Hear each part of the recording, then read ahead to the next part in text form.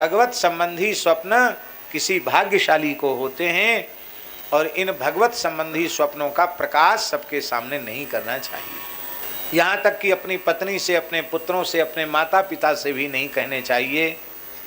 अत्यंत आवश्यक समझें और कहीं कोई गुत्थी सुलझ न रही हो तो श्रेष्ठ अनुभवी महापुरुषों से विनम्रता से उसको निवेदित करें, आवश्यक हो तो। नहीं तो क्या जरूरत है कहने, कोई आवश्यक। क्योंकि स्वप्न में जो भगवान की अनुभूति हुई है उसमें अपना पुरुषार्थ नहीं है, अपना साधन नहीं है, ये भगवान की कृपा है। और तुमने उसे अपना साधन, अपना पुरुषार्थ मान लिया और उसका प्रकाश कर दिया। तो फिर लोग कहते महाराज पहले बहुत अनुभव होते थे, अब अनुभव होने बंद हो गए। ऐसा होता है।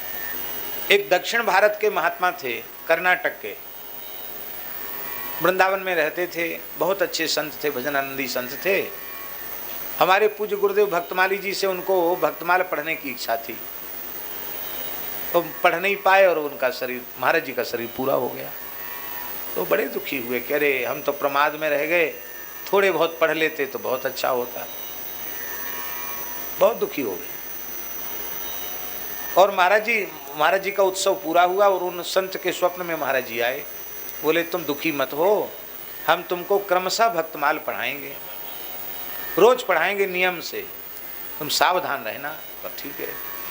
और रोज सोमे और उनको क्रम से महाराज जी भक्तमाल, आज जितना पढ़ा उससे आगे कल, उससे आगे कल, लगभग 20 दिन तक लगातार पढ़ाते रहे क्रमशः। अब उनके मन में आया कि अरे ये तो बड़ी विलक्षण बात है, रोज नित्य आकर भक्तमाल पढ़ाते हैं, तो चलें किसी को बता दें। एक संत को उन्होंने बता दिया, बिहारी दास जी को बता दिया, ये महाराज जी तो हमको रोज भक्तमाल पढ़ा रहे हैं, अरे बड़ी कृपा तुम्हारे ऊपर। महाराज जी भगवत धाम जाने के बाद रोज कृपा कर रहे हैं, भक्तमाल पढ़ा रहे हैं। उस दिन के बाद उनको दिखना बंद हो गया। तो कई बार ऐसा भी होता है कि कोई लीला चल रही है और आपने कह दिया तो फिर वो वहीं रुक जाती है, बाधित हो जाती है।